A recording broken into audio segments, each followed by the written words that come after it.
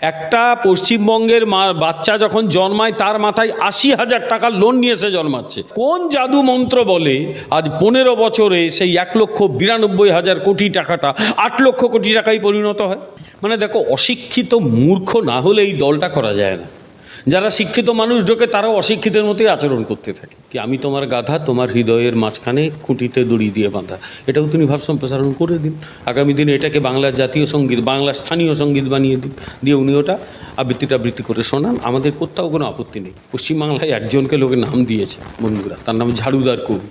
উনি মুখ্যমন্ত্রী যখন বসেন চেয়ারটা ঝাড় দিয়ে দিয়েছেন, ওই জন্য ঝাড়ুদার কবি। সেই ভোটারে দেখাচ্ছে ভারতীয় জনতা পার্টি এই মুহূর্তে পশ্চিমবঙ্গে প্রায় 42.5 থেকে 43% কিন্তু ভোট পেতে চলেছে। তৃণমূল কংগ্রেস উড়ে যাবে। যেমনি দল তার তথ্য তেমনি তার নেতা তেমনি তার বক্তা তেমনি। কি বলে বলো দেখি, আমি একটা কথা বলি। সেটা হচ্ছে, সে আমরা ছোটোবেলায় স্টিফেন লিককের একটা লেখা পড়েছিলাম, ওল্ড প্রুভার্ব মেড নিউ, যে কাঁচের ঘরে বসে অপরকে ইট ছুঁড়তে নেই। তো লিকক বলেছিলেন না না না, কাঁচের ঘরে বসে অপরকে ইট ছোড়ো, তাহলে লোক তোমাকে ইট ছুঁড়বে না। উনি ঠাট্টা করেছিলেন, এগুলো সব স্যাটায়ার করতেন। তো এরা গোটা দুনিয়াটা এদের দেখে ঠাট্টাই আর কি করছে। আচ্ছা, পশ্চিমবঙ্গের বাজেটে এখন কত, ঋণের বোঝা কত এবারে বাজেটে? ৮ লক্ষ কোটি টাকা। আমি বলে দিচ্ছি, একটা পশ্চিমবঙ্গের বাচ্চা যখন জন্মায় তার মাথায় ৮০,০০০ টাকার লোন নিয়ে এসে জন্মাচ্ছে, আর এরপরে সে কেন্দ্রকে কথা বলছে। মানে সব কিছু একটা সীমা থাকা উচিত। এরা যারা এই তথ্যগুলো দিচ্ছে না কিছু বোঝে, না কিছু জানে। আর সবচেয়ে বড় কথা, যেই কথাগুলো বলো সে তো অল্প হলেও পড়াশুনো করেছে, তা সেগুলো ভেরিফাই করে নেয়নি। এতে হয় কি, বাংলার মুখ পুড়বে। এই বাংলা একসময় মানে কত বড় বড় সব পার্লামেন্টারিয়ান দিয়েছে। এই বাংলা হীরেন মুখার্জি দিয়েছে, এই বাংলা শ্যামাপ্রসাদ মুখার্জি দিয়েছে, এই বাংলা এরকম অনেক পার্লামেন্টেরিয়ান দিয়েছে। হরিপদ ভারতীর মতো পার্লামেন্টেরিয়ান দিয়েছে। হরিপদ ভারতী পার্লামেন্টে জানি বিধানসভায় বক্তব্য রাখতেন, লোকে হাঁ করে শুনতো তাদের কথা, পরের দিন কাগজে হেডলাইন হতো। আর এখন কী সব আলোচনা হচ্ছে বাংলার সাংসদদের নিয়ে, বিধানসভার সদস্যদের নিয়ে। আমি কাউকে ছোট করছি না, কিন্তু স্ট্যান্ডার্ড এরকম যদি ফল করে, তাহলে বাঙালি হিসেবে সত্যি তো আমাদের আর মুখ লুকোনোর জায়গা থাকে না। তারপর যদি এইসব তথ্য কেউ দেয়, নিজের রাজ্যে নিজের রাজ্য সরকার শুরু করেছিল ১,৯২,০০০ কোটি টাকা দিয়ে এই তৃণমূল সরকার। ঠিক, সিপিএম এই ঋণ রেখে গিয়েছিল। প্রায় বলতো, আমি কি করে খরচ করব ১,৯২,০০০ কোটি টাকা ঋণ। তা কোন জাদু মন্ত্র বলে আজ ১৫ বছরে সেই ১,৯২,০০০ কোটি টাকাটা ৮ লক্ষ কোটি টাকায় পরিণত হয়? গোটা বাঙালি শিশুর মাথার ওপরে ৮০,০০০ টাকার বোঝা, প্রায় ১ লক্ষ কাছাকাছি ঋণ নিয়ে জন্মাচ্ছে। এরপর যারা এই ধরনের কেন্দ্রীয় সরকারকে আঙুল তোলে, তাদের তো উপহাসের মুখোমুখি হতেই হবে, কিছু করার নেই, হতেই হবে। মুখ্যমন্ত্রী বলেছিলেন যে ২১-এর ভোটের আগে যে ডাবল চাকরি হবে, ডাবল শিক্ষা হবে, ডাবল কাজ হবে। সেখানে দাঁড়িয়ে ২১-এর জায়গায় মানে পরপর আমরা দেখতে পেলাম চাকরি ডাবলের জায়গায় সিঙ্গেল চাকরিও চলে গেল। সেখানে দাঁড়িয়ে এখন ২৬-এর ভোট ঘোষণা হবে, মানে তারিখটা ঘোষণা হবে, আর মাত্র কদিনের অপেক্ষা, হয়তো সামনের মাসেই ভোটের তারিখ ঘোষণা হয়ে যাবে। সেখানে দাঁড়িয়ে এই ডাবল চাকরি, ডাবল শিক্ষা, এই মানে যে উনি মুখ্যমন্ত্রী যে কথাগুলো বলেছিলেন সেইগুলো পূরণ কবে করবেন? না, ডাবল চাকরির বদলে উনি তো দিচ্ছেন তো ডাবল ভাতা হবে। একটা ভাতা মিললে তারপরেও বেকার ভাতা মিলবে। ডাবল ভাতা, ডাবল টাকা, সব ডাবল তো। যত পারো ডাবল দাও, সেটা মানুষ নেবে। লক্ষ্মীর ভাণ্ডার নেবে, তারপর ওদের নেতাই বলবে যে লজ্জা করে না লক্ষ্মীর ভাণ্ডার নিতে বিজেপির লোকেদের, কারণ লক্ষ্মীর ভাণ্ডারটা সরকার দিচ্ছে। আরে সরকার টাকার পৈতৃক সম্পত্তি নয় তো, সরকারটা সরকার। আরেকটা কথা, একজন এমপি বসুনিয়া, নাম তো বলছি, জগদীশ বসুনিয়া বোধে ওনার নাম, তাই তো? জগদীশ বসুনিয়া বা এরকম, যাই হোক, বসুনিয়া টাইটেলটা আমার মনে আছে। ওনার কথা কালকে একটা টেলিভিশন চ্যানেলে আমি নিজে বলছিলাম যে উনি নিজে শিক্ষিত মানুষেও ভুলে গেলেন সরকার এবং দলের মধ্যে পার্থক্যটা কি। একটা দল সরকার চালায়, কিন্তু যখন সরকার গঠিত হয় তখন কিন্তু আর দলের কোনো কনসেপ্ট থাকে না, তখন সবাই তার কাছে সমান। কোনো বিজেপির বাড়ির মহিলা লক্ষ্মীর ভাণ্ডার নিতেই পারে, কারণ ওটা সরকার দিচ্ছে, ওটা তৃণমূল দিচ্ছে না। কই, আমরা তো কেন্দ্রে বলি না এটা, যে কেন্দ্রীয় সরকার, বিজেপির সরকার দিচ্ছে, কংগ্রেসের মহিলারা এটা নেবেন না, কংগ্রেসের কৃষকরা কিষাণ সমৃদ্ধি যোজনা নেবেন না, আমরা তো বলি না একদম একবারের জন্য। এরা বলে কেন? আর সবচেয়ে বড় কথা, জলপাইগুড়ির একজন এটা বলে, হ্যাঁ এই বসুনি আরেকটা কথা বলেছে, ভিক্ষে কেন নিচ্ছেন? এটা ভিক্ষে দেওয়া হচ্ছে। বাংলার মায়েদের বোনেদের এই অসম্মান করার অধিকার আপনাদেরকে দিয়েছে। আমি বাংলার মা বোনেদের এই চ্যানেলের মাধ্যমে বলবো, দেখুন আপনাদের এই যে অধিকারকে এরা ভিক্ষে বলছে, আপনারা এরপরে এই দলটার কথা মাথায় আনার আগে 5 বার ভাবুন। আপনাদের ভিখারি বলছে এরা। প্রয়োজনে আপনারা ইউটিউবে গিয়ে ওই বসুনিয়ার বক্তব্য শুনে নিন। ভিক্ষা কেন গ্রহণ করছে? মহিলারা ভিক্ষা নিচ্ছে? বাংলা মহিলার ভিখিরি? আর সবচেয়ে বড় কথা, যারা মহিলাদের ভিখিরি বলে, মহিলারা তার উত্তর দেবে। আমরা কিন্তু কাউকে ভিখারি বলি না। আমরা যে কৃষকদের কিষাণ সম্মান নিধি দিই, আমরা কি ভিখিরি ভিক্ষার দান দিই? না তো। আমরা বলি কৃষকদের ওই সময়ে বীজ সার তার জন্য কিছু টাকা লাগবে, সেই টাকা দেওয়া হয়। আমরা তো এটাও বলেছি, আমরা ক্ষমতায় এলে তৃণমূল যা লক্ষ্মীর ভাণ্ডার দেয় তার চেয়ে বেশি দেবো। 3000 টাকা তো মাননীয় এলওপি শুভেন্দু অধিকারী বলে দিয়েছেন, লিডার অফ অপোজিশন, যে 3000 টাকা দেওয়া হবে। তৃণমূল যা দেয় তার চেয়ে বেশি দেবো আমরা, কিন্তু ভিক্ষা দেবো না। এটা মহিলাদের অধিকার, এবং এই টাকা নিয়ে নিজের পায়ে দাঁড়াতে পারবেন, কিছু করতে পারবেন। ফলে তৃণমূল ভিক্ষার কনসেপ্ট এনেছে, অসম্মান করছে মানুষকে, মহিলাদের, মানবতাকে। ভালো করে চিনে রাখুন এই দলটাকে। আমরা জানি যে যুব সমাজকে সবসময় নেশার বস্তুর থেকে দূরে রাখতে হবে। এটাই একটা সময় ভারত সরকারের নীতি ছিল যে গুটখা পান এসবের থেকে যুব সমাজকে দূরে রাখো। সেখানে দাঁড়িয়ে আজকে যুব সমাজের হাতে 1500 টাকা করে তুলে দেওয়ার কথা বলেছেন যুব সাথী প্রকল্পে তৃণমূল সরকার, এবং তাতে একজন তৃণমূল নেতার বক্তব্য, দিদি এবার গুটখার খরচও দিয়ে দেবেন। মানে দেখো, অশিক্ষিত মূর্খ না হলে এই দলটা করা যায় না। যারা শিক্ষিত মানুষ ঢোকে তারাও অশিক্ষিতের মতোই আচরণ করতে থাকে। মানে এরা এত অশিক্ষিত, কিছু বোঝেও না, জানেও না, বদমাইশি বুদ্ধিটা হাজার, মানে পেটে পেটে। আমি শুনেছি কিষাম সেন জলপাইগুড়িতে তো বলেছে যে এইটা ইয়াং ছেলেদের বোঝান, তাদের তো গুটখা ইয়েতে সিগারেটে কিছু খরচ টরচ হয়, এটা দিদি দিয়ে দিল। সিগারেটের প্যাকেটে, গুটখার প্যাকেটে পরিষ্কার লেখা থাকে এটা বিপজ্জনক, এটা মানুষকে উৎসাহিত করা যায় না। অনেকেই খান, এটা ঠিকই, কিন্তু এটা বিপজ্জনক নেশা। সেখানে একজন পরিষ্কার বলছে যে গুটখার খরচ। আচ্ছা, এই দলের নেতারা বিহারি বা উত্তরপ্রদেশের মানুষকে গুটখাখোর বলে, মিথ্যে বাজে কথা বলে, এটা বলা উচিত না কোনো সম্প্রদায়কে। তারাই বলছে বাঙালি গুটখা খায়, মানে এরা বাঙালিকে গুটখাখোর বলছে। ভালো করে আমি আবার বাঙালি ইয়াং ছেলেদের বলবো, এই পশ্চিমবঙ্গের শাসক তৃণমূল কংগ্রেসের একজন নেতা আপনাদের গুটখাখোর বলেছে। ওই কি একটা জোকার বাহিনী আছে না, কি পক্ষটক্ষ, তারা কোথায় কোথায়? ওরা গুটখাখোর বলছে বাঙালির ছেলেদের। আমরা কেউ বলিনি, এই পশ্চিমবঙ্গের শাসক দল তৃণমূল কংগ্রেসের একজন জলপাইগুড়ি নেতা সে বলেছে। ভালো করে শুনে নিন, এত বড় অসম্মান ইয়াং ছেলেদের। এর ফলাফল, এর মূল্য এদের দিতেই হবে, বলে দিলাম আজকে, মূল্য এদের দিতেই হবে। ফিরহাদ হাকিম বলছে চাঁদে কলঙ্ক থাকতে পারে, কিন্তু মুখ্যমন্ত্রী মমতা বন্দ্যোপাধ্যায়ের গায়ে কোনো দুর্নীতির কলঙ্ক নেই। সে উনি এইসব কথা না বলেই দলে থাকতে পারবেন না, সুতরাং এই দলে তাঁরা থাকা হবে না। তাই এই দলে থাকতে গেলে তাকে এই সমস্ত মানে নাম সংকীর্তন করতেই হবে। সে উনি করছেন, আমার তাতে কিচ্ছু যায় আসে না, কারণ উনি এমন কিছু গুরুত্বপূর্ণ ব্যক্তি নয়, তার কথার উত্তর দিতে হবে। কিন্তু এটাকে বলা হয় সাইকোফ্যান্সি। এই দলটার মধ্যে একটাই কালচার চলে, সেটা হচ্ছে কম্পিটিটিভ সাইকোফ্যান্সি। কম্পিটিটিভ সাইকোফ্যান্সি ছাড়া এই দলে থাকা যাবে না। আচ্ছা, আমি আর একটা উদাহরণ দিই, তুমি নেটে পেয়ে যাবে এটা। সিঙ্গুরের মাস্টারমশাই রবীন্দ্রনাথ ভট্টাচার্য, এমনি নিপাট ভদ্রলোক, ভালো মানুষ। উনি একটা পডকাস্টে বলেছেন যে একবার পশ্চিমবঙ্গের মুখ্যমন্ত্রী ওনার ঘরে গিয়েছিলেন, গিয়ে বলেছেন যে আপনার ঘরে আমার ছবি নেই কেন? উনি বলেছেন যে এখানে তো ইউজুয়ালি মহাপুরুষের ছবি রেখেছি, এখানে আপনার ছবি রাখবো কি করে?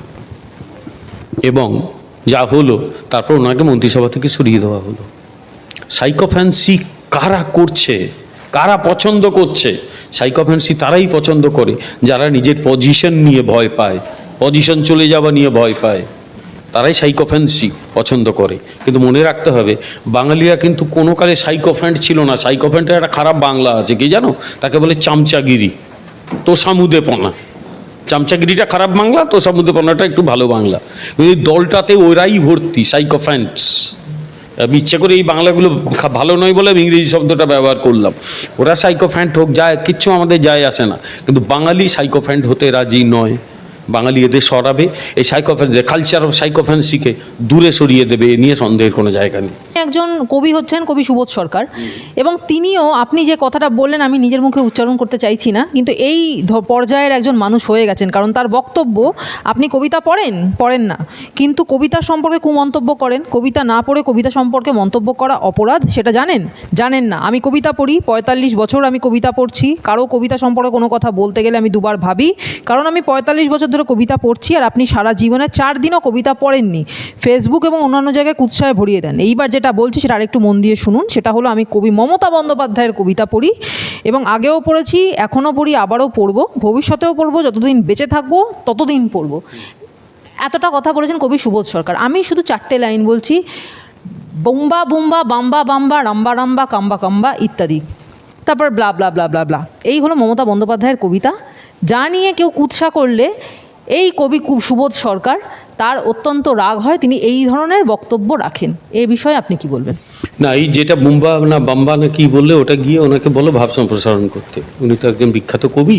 এই যে এই 4টে লাইন দিচ্ছি, দয়া করে ভাব সম্প্রসারণ করে দিন। আমিও 2টো লাইন দিচ্ছি, কি আমি তোমার গাধা, তোমার হৃদয়ের মাঝখানে খুঁটিতে দড়ি দিয়ে বাঁধা। এটাও তুমি ভাব সম্প্রসারণ করে দিন।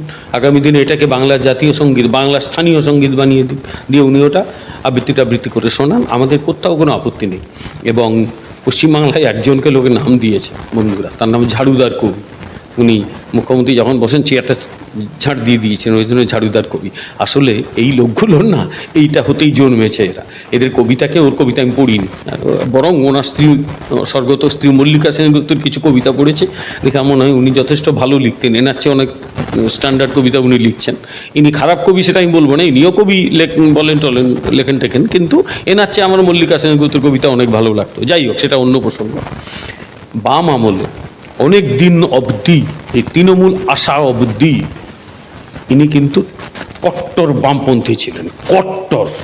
এই সরকার সম্পর্কে, এই সরকারের সর্বোচ্চ নেত্রী সম্পর্কে উনি যা যা কথা বলতেন, সেগুলো টেলিভিশনে খুললে, বিভিন্ন পুরনো টেলিভিশন চ্যানেল যদি তাদের আর্কাইভ থেকে বার করে, সেটা ওনার পক্ষে অস্বস্তির কারণ করবে। যার জন্যই হয়তো এখন পাপ স্খলন করছেন। ভালো কথা, করুন না, আমার কোনো আপত্তি নেই। সমস্যা কোথায় জানো? একজন কবি, একজন সাহিত্যিক, একজন চিত্রকর যদি মুখ্যমন্ত্রী বলছেন ক্যা ক্যা ছি ছি, তারা বলছে ক্যা ক্যা ছি ছি। আমরা এই লোকগুলোর কাছ থেকে এই সিঁধদাঁড়াটার একটা শক্ত সিঁধদাঁড়া চাইছিলাম। বহু ক্ষেত্রে বুক চিতিয়ে লড়েছে অন্যায়ের বিরুদ্ধে। এখন পশ্চিমবাংলা পৃথিবীতে কতগুলো জিনিস সাপ্লাই দেয় ভারতে। এক, প্রচুর পরিযায়ী শ্রমিক। আগে বাইরের পরিযায়ী শ্রমিক 60-এর দশকের আগে পশ্চিমবাংলায় আসতো। 67-তে ক্ষমতায় আসার পর বামপন্থীরা, সিপিআই সিপিএম এবং তার দোসর ছিল বাংলা কংগ্রেস, যা করলো সব এই রাজ্য ছেড়ে পালালো। ফলে এরপরে সিপিএম আসার পরে যা কীর্তি করলো, সমস্ত কলকারখানা বন্ধ। বাংলা সবচেয়ে বেশি উৎপাদক হলো পরিযায়ী শ্রমিকের। এখন 40-50 লক্ষ বোধহয় পরিযায়ী শ্রমিক বাইরে কাজ করে। তার সঙ্গে বাংলা জন্ম দিচ্ছে এক শ্রেণীর সাইকো ফাইটার, যারা বুক বাজিয়ে বলে যা করেছি বেশ করেছি, করো, নিজের ঘরে বসে করো, আর মাস 3 পরে কেউ পুঁজবে না, বাড়িতে বসে অবসর জীবন যাপন করতে হবে, করো, সেটা কিচ্ছু অসুবিধা নেই। বাঙালি বাঁচবে এই সমস্ত সাইকোফ্যান্ট কবি সাহিত্যিকের হাত থেকে, চিত্রকরের হাত থেকে। শুভেন্দু অধিকারী, বিরোধী দলনেতা, তিনি বলছেন যে এবারে তৃণমূল 100-র নিচে নামবে এবং বিজেপি 200 সিট পাবে। আপনি এর সঙ্গে সহমত?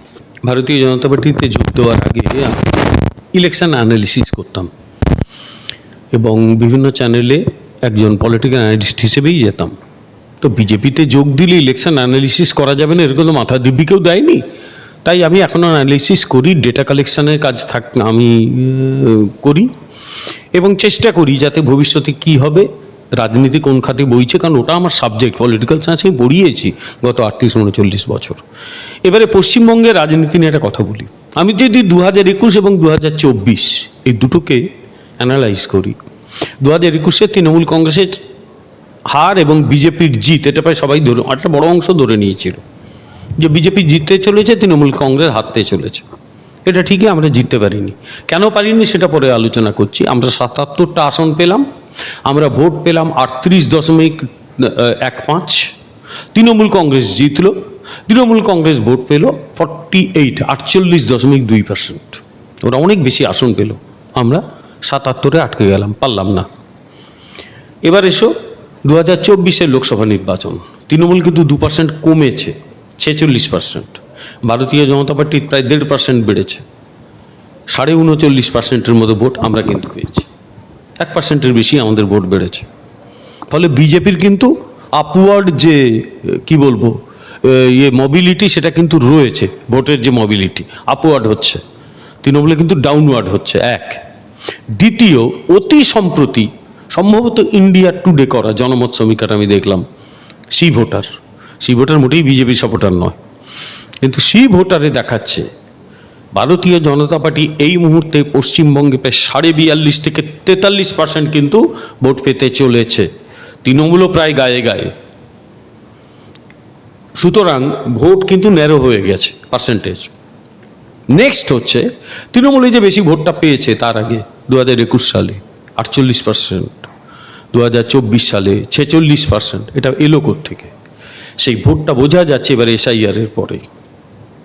এই যে এতগুলো নাম বাদ গেল, এখনো পর্যন্ত প্রায় 63 লক্ষ নাম বাদ গেছে, 58 + 5 63 লক্ষ। এখনো আমরা জানি না যখন ফাইনাল ভোটার লিস্ট সম্ভবত 21 তারিখ বেরোবে কত নাম বাদ যাবে। আমার ধারণা সংখ্যাটা আরও অনেক বেশি হবে। আমি কোনো স্পেকুলেশনে যাব না বলে কথা বলছি না, সংখ্যাটা অনেক বেশি হতে পারে। তাই যদি হয় তাহলে অনেকে প্রশ্ন করে এরা কি সবাই তৃণমূলের ভোটার? আমি বলবো ভোটার নয়, তৃণমূল ভোটের উপর দাঁড়িয়ে থাকে না, তৃণমূল ম্যানিপুলেশন করে, ঠিক সিপিএমের কায়দায়। কীরকম? সিপিএম করতো কি, ভোটের আগে প্রায় বছর খানেক ধরে ওদের অ্যাসেসমেন্ট হতো।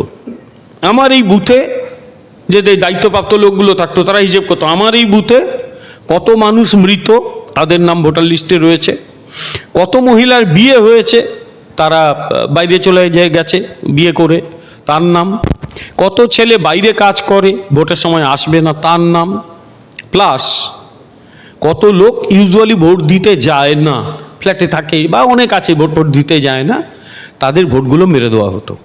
প্রত্যেকটা ভোট সিপিএমের ক্যাডাররা মারতো, কেউ 8টা 10টা, ওখানে যারা নির্বাচনী অফিসাররা ঠুটো জগন্নাথ হয়ে বসে থাকতো, বিরোধী দলের এজেন্টদের ভয় দেখানো হতো, কেউ বাড়াবাড়ি করলে পিটিয়ে বার করে দেওয়া হতো। একই কায়দা, কারণ লোকগুলো তো একই। ওই লোকগুলো ঢুকেছে তৃণমূল কংগ্রেসে ঢুকে ওই অ্যাসেসমেন্ট একই রকম করে। মৃত ভোটার, শিফটেড ভোটার, যারা বাইরে চলে গেছে, যারা ইউজুয়ালি ভোট দিতে চায় না এই ভোটার, এই সমস্ত ভোটারগুলো তারা কিন্তু ভোটটা মেরে দিয়ে আসে, যার জন্যে বুদ্ধকোল, মারধর, বিরোধী দলের এজেন্টকে মারধর করে তুলে দেওয়া, তাকে প্রলোভন দেখানো, এই সব করে ওরা। কিন্তু একটা জায়গায় এদের কোমর একদম ভেঙে গেছে, এসআইআরে এক বড় লক্ষ লক্ষ নাম বাদ গেছে এবং যেতে চলেছে। এই যে এসআইআরকে আটকানোর চেষ্টা তৃণমূল কংগ্রেস করে যাচ্ছিল, এসআইআর করতে দেব না, এসআইআর আমার মৃতদেহের ওপর দিয়ে হবে, এসআইআরে একটা নাম বাদ দিলে রক্তগঙ্গা বয়ে যাবে, লণ্ডভণ্ড হয়ে যাবে, এই কথাগুলো আমার নয়, কোড আনকোড সব তৃণমূলের টপ টু বটম নেতারা বলেছে। কারণ একটাই, ওরা ভয় পেয়েছিল যে এসআইআর হয়ে নাম বাদ গেলে ওদের এই 2 নম্বরই ভোটারগুলো আর ভোট দিতে পারবে না। এগুলো 2 নম্বরই ভোটার, আমি মৃত ভোটারদের মানুষগুলোকে 2 নম্বরই বলছি না, কিন্তু তাদের নাম রেখে ভোট দিলে তো 2 নম্বরই ভোটার হয়ে যায়। তৃণমূল তাই করতো, সিপিএম তাই করতো। এবারে তৃণমূল ওটা আর করতে পারবে না, এবং সেই প্রবণতাটা এখানে সংখ্যাগুরুদের মধ্যেই রয়েছে বেশি। ভোট দিতে যায় না, ভোটের দিন মাংস ভাত খাবে, বেড়াতে যাবে, ভোট দিতে যাবে না। আমার এবার ব্যক্তিগত অভিজ্ঞতা, তাদের একটা বড় অংশ কিন্তু এবারে ভোট দিতে যাবে, they will cast their vote. ফলে ভোট, মানুষ যদি ভোট দেয় তৃণমূল কংগ্রেস উড়ে যাবে। ফলে এই যে অ্যাকশন নিচে নামার যে ভাবনাটা শুভেন্দু অধিকারীর মাথা থেকে এসছে সেটা একদম ঠিক। তিনি একজন অত্যন্ত কি বলবো দক্ষ রাজনীতিবিদ, বহু পুরনো দিন থেকে আজ 4 দশক ধরে রাজনীতি করছেন। যখন তার 15-16 বছর বয়স তখন থেকে উনি রাজনীতি করে যাচ্ছেন, বাড়িতে রাজনীতির চর্চার পরিবেশ ছিল, তার বাবা বিশিষ্ট রাজনীতিবিদ, ফলে গ্রাউন্ড রিয়ালিটিটা উনি বোঝেন, তো বুঝেই বলেছেন। আর আমি একজন রাষ্ট্রবিজ্ঞানের অধ্যাপক হিসেবে, রাজনীতি চর্চাকারী হিসেবে আমি ওটাকে এন্ডোর্স করছি। উনি একদম ঠিক বলেছেন যে এখানে তৃণমূল কংগ্রেস কিন্তু ভোট পাবে না। আর একটা ব্যাপার, বাঙালি মধ্যবিত্ত যাদের আমরা বলি ওপিনিয়ন মেকার, এই ওপিনিয়ন মেকাররা আর তৃণমূলকে নিতে পারছে না। এই যে যেভাবে চুরি হয়েছে, মধ্যবিত্তের বাড়ির ছেলে মেয়ে, এখানে শিল্প নেই, কিচ্ছু নেই, তারা কি নিয়ে স্বপ্ন দেখতো? বা আমাকে দেখবো এখানে একটা শিক্ষকতার চাকরি করব, অধ্যাপনার চাকরি করব, সব শেষ করে দিয়েছে, সব শেষ হয়ে গেছে, কিচ্ছু নেই। 8,000-এর উপরে 8,500 স্কুল উঠে গেছে, 8,800 সামথিং। কলেজগুলো একেবারে মাছি তাড়াচ্ছে, ছাত্রছাত্র নেই, স্কুলগুলোর অবস্থা খারাপ, 26,000-এর চাকরি চলে গেল, এবং যারা চুরি করে ঘুষ দিয়ে চাকরি পেয়েছে সরকার তার পাশে দাঁড়াচ্ছে। বাঙালি মধ্যবিত্তের না একদম মানে হয়ে গেছে, তারা ভাবছে কী রে, এদের হাত থেকে তো পরিত্রাণ চাই। যত পরিত্রাণ চাইছে এরা হিংস্র হচ্ছে। ওই জন্যে বনগাঁতে অশোক কীর্তনিয়া স্ত্রীর ওপর হামলা করলো, এরা এত ক্রিমিনাল। মহিলাদের ওপরেও হামলা করছে। আমরা তো ছেলেরা মারপিট করে মহিলাদের গায়ে কেউ হাত দেয় এখানে, এরা তাও করছে। মহিলাদের তো পুড়িয়ে মেরেছিল এরা বকটুইতে, মহিলা এবং শিশুকে পুড়িয়ে মেরে দিয়েছে এরা। ফলে এইরকম একটা দল, আর বাঙালি শিক্ষিত বাঙালি আর চাইছে না এদের, যে এদের তাড়াতেই হবে। ফলে যদি এমন পরিস্থিতি হয় যে তৃণমূল 100-র নিচে, বিজেপি 200-র ওপরে, এটা অবাক হওয়ার মতো কিছু নেই, এটাই ঘটতে চলেছে। 10-20 সংখ্যায় দিক ওদিক হতেই পারে, কিন্তু এটাই ঘটতে চলেছে। তৃণমূলের second in command Abhishek Bandyopadhyay তিনি বলছেন এবার ভোটে ফাটাফাটি হবে। তাহলে সত্যি সত্যি কি এবার ভোটে ফাটাফাটি করবার মতো জায়গায় তৃণমূল থাকবে? ওদের একমাত্র লক্ষ্য গাজোয়ারি, ভয় দেখানো, মারধর করা, মারধর করে মানুষকে ভোট কেন্দ্র থেকে দূরে রাখা। একজন এমএলএ স্ত্রী যদি মার খান তাহলে এরা কোন লেভেলে নামতে পারে সকলেই জানে। মানুষকে ভয় দেখানো। নির্বাচন কমিশন যদি এটা এনশিওর করতে পারে যে মানুষ নিজের ভোট নিজে দেবে, যাকে খুশি তাকে দেবে। একবার স্লোগান হয়েছিল বাম আমলে, আমার ভোট আমি দেব, যাকে খুশি তাকে দেব। এটা যদি হয় তুমি দেখবে ভালো করে, তৃণমূল শুধু উড়ে যাবে না। তৃণমূলের ভয় কি জানো তো? তৃণমূল ওয়ার্স্ট ভয় হচ্ছে যে এখনও সিপিএম, আমি সিপিএমকে একদম পছন্দ করি না, আমি বরং রাদার এই ভাবনা ওদের আমি খুব অপছন্দ করি। তারপরেও সিপিএম এখনও মিছিল করলে 100-200 লোক পেয়ে যায়। এখনও ব্রিগেডে ওরা একটু দূরে দূরে দূরে দূরে বসিয়ে 1 লক্ষ লোকে 10 লক্ষ দেখায়, কিন্তু হয়, কিছু লোক হয়। হয়তো যারা বামপন্থী মতাদর্শে বিশ্বাস করে তারা এখনও ওই দিকে থাকে। তৃণমূল তো কোনো আদর্শ নেই, তো ওরা ক্ষমতায় এসেছিল সিপিএমকে তাড়ানোর জন্য। সিপিএমকে তাড়ানোর পরে ওরা আদর্শগত কোনো ভাবনা তৈরি করেনি। দেখো, অন্ধ্রপ্রদেশে একটা দল আছে তেলেগু দেশম পার্টি। তেলেগু দেশম পার্টি তৈরি হয়েছিল কংগ্রেস বিরোধিতা করতে গিয়ে, কিন্তু তারপর ওরা একটা মতাদর্শগত ভিত্তি তৈরি করেছে, তেলেগু জাতীয়তাবাদ। সেই জাতীয়তাবাদকে ন্যাশনাল যে ন্যাশনালিজম, তার ভারতীয় ন্যাশনালিজম, ইন্ডিয়ান ন্যাশনালিজম, তার সঙ্গে ওরা যুক্ত করে ফেলেছে। ফলে তেলেগু দেশম একটা বড় দল হিসেবে ইয়েতে অন্ধ্রপ্রদেশে কিন্তু থেকে গেছে। পশ্চিমবাংলায় তৃণমূল কংগ্রেস কিচ্ছু করতে পারেনি। একদল চোরকে ছেড়ে দিয়েছে, একদল ক্রিমিনালকে ছেড়ে দিয়েছে। না কারো সুরক্ষা, না মহিলাদের সুরক্ষা, না শিক্ষা প্রতিষ্ঠান ঠিকঠাক চলছে, না ঠিকঠাক চাকরি হচ্ছে। ডাক্তারদের এই অবস্থা, মহিলাদের সুরক্ষা নেই। বাড়ি থেকে মেয়ে যাচ্ছে, আর্জি করে রেপ করে মেরে দিচ্ছে। ইয়েতে ল কলেজে মহিলাকে রেপ করা হচ্ছে, এবং বারবার রেপ করে অসুস্থ হলে ওষুধ খাইয়ে আবার রেপ করা হচ্ছে। একদল এই ক্রিমিনালদের হাতে কেউ আর পশ্চিমবাংলাকে রাখতে চাইছে না। ফলে মানুষ এদের তাড়াবেই, এরা আর কিছুতেই ক্ষমতায় থাকতে পারবে না। পার্থ চট্টোপাধ্যায় যখন জেলে গিয়েছিলেন তিনি কিন্তু ওই চাকরি কেলেঙ্কারিতেই জেলে ছিলেন, এবং এত দিন জেল থেকে ফিরে আসার পর, জেলের পরে তিনি যখন আবার বাড়িতে ফিরে এসেছেন তখন তিনি এখন বলছেন, কোথায় দেখছেন আমার বাড়িতে খাট? আমার বাড়িতে কোনো খাট নেই। এবং কোনো একজন লোক যে চাকরি হারিয়েছে তা এসে দেখাতো যে আমি তার কাছ থেকে চাকরির টাকা, মানে তার টাকা নিয়েছি বা তার চাকরি নিয়েছি, চাকরি দিয়েছি, ইত্যাদি ইত্যাদি। কেউ বলতে পারবে না যে আমি টাকা নিয়ে চাকরি দিয়েছি। আমার প্রশ্নটা হচ্ছে, এতদিন যখন জেলে ছিলেন, যখন তাকে জেলে ঢোকানোর প্রস্তুতি চলছে, তখন তো তাকে আত্মপক্ষ সমর্থনেরও সুযোগ দেওয়া হয়েছিল। তখন তিনি এই কথাগুলো বলেননি কেন? তখন তার এই গলার জোর ছিল না কেন? এই সমস্ত লোকগুলো হচ্ছে বেসিক্যালি নির্লজ্জ লোক। অন্যায় করে জেল খেটেছে, ঘর থেকে বেরোনোর কথা নয়, তাও দাঁত বার করে যাচ্ছে, বিধানসভায় নাকি যায়, এখন বলছে দেখুন তো আমার ঘরে কোথায় খাট। এই সমস্ত লাজলজ্জাহীন নির্লজ্জ লোকগুলো সম্পর্কে যত কম বলা যায় ভালো, ততই ভালো। তাকে আবার সব কী সব কমিটিতে শাসক দল থেকে ঢুকিয়েছে। এই লোকগুলো সম্পর্কে যত কম বলা যায় তত ভালো। এগুলো বললেই শিক্ষক হিসেবে আমার একটু অস্বস্তি বোধ করি। এদেরই শিক্ষামন্ত্রী করেছিল এই সরকার। যেমনি দল তার তেমনি লোক, তার তেমনি এই সমস্ত দায়িত্ব দেয়। এই একেবারে মানে এই যে অদ্ভুত একটা সিস্টেম করে দিয়ে চলে গেল পশ্চিমবাংলায়, এই লজ্জা মুছতে কতদিন সময় লাগবে আমি জানি না। এ নিয়ে বলতেই আমার কেমন একটা অস্বস্তিকর অনুভূতি হয়। এ নিয়ে আর একটা কথাও আমি বলবো না।